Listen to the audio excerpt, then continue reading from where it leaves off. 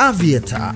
Rusha ndege, ushinde. Wapi utatua? Uamuzi ni wako. Aviator inapatikana kupitia pmbet.co.tz.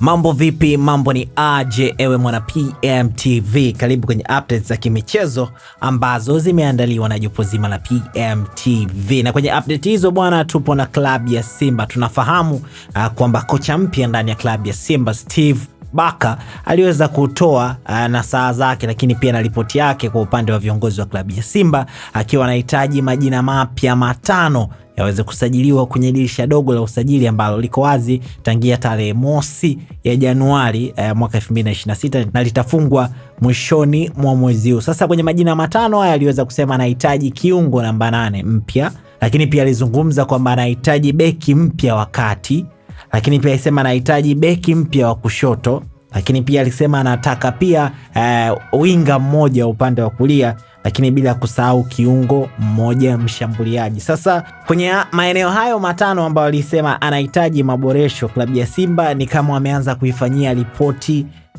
kazi ya mwalimu Steve Barker, na taarifa ambazo tuko nazo ni kwamba muda wowote kuanzia sasa klabu ya Simba itakamilisha usajili wa beki raia wa Mauritania Kadim Diao, ambaye tunakumbuka walikuwa karibuni kukamilisha usajili wake kipindi wako chini ya Fadlu Davids kwenye dirisha kubwa, lakini hivi sasa inaonekana klabu ya Simba wameongeza nguvu zaidi, na kuanzia sasa muda wowote utasikia raia huyo wa Mauritania mwenye umri wa miaka 27 ataweza kusinya dili lake ndani ya klabu ya Simba. Lakini pia ukiachana na beki wa kushoto, klabu ya Simba bwana inasemekana imekamilisha dili la kiungo mshambuliaji anayefahamika kwa jina la Libase Gueye, ambaye ana umri wa miaka 22. Raia huyo wa Senegal ambaye alizaliwa tarehe 5 ya mwezi wa 7 mwaka 2003 ameshawahi kupita ama karia yake ya mpira wa miguu ilianzia kwenye academy ya Demba Diop,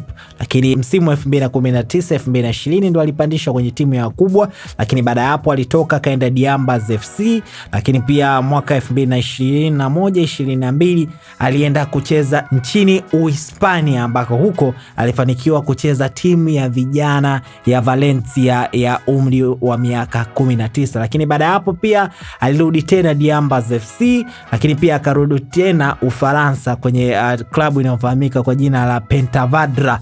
Lakini baada ya kutoka Valencia alienda tena ndani ya klabu ya Diambas FC, lakini baada hapo tena akarejea nchini Uhispania ambako alienda kwenye klabu ya Pontevedra, lakini pia akahudumu hapo kwa misimu 2, lakini pia baada ya hapo sasa alikosa klabu msimu 2024-2025 mpaka pale ambapo klabu ya Tengue FC ambapo iliamua kutupa nyavu na kupata saini ya kiungo huyo mshambuliaji raia wa Senegali. Sasa klabu ya Simba nao ni kama wametupa ndoano yao kuhakikisha wanampata kiungo huyo mshambuliaji ambaye tunaambiwa mpaka hivi sasa yupo angani, anaelekea nchini Tanzania kwa ajili ya kuweza kukamilisha dili hilo, lakini inasemekana kila kitu kimeshakamilika kwa upande wake. Lakini pia klabu ya Simba haijaishia hapo, inazungumzwa kwamba jana klabu ya Simba ilikuwa kwenye mazungumzo na beki wakati wa Asante Kotoko ya Ghana, raia wa Congo Brazzaville ambaye anafahamika kwa jina la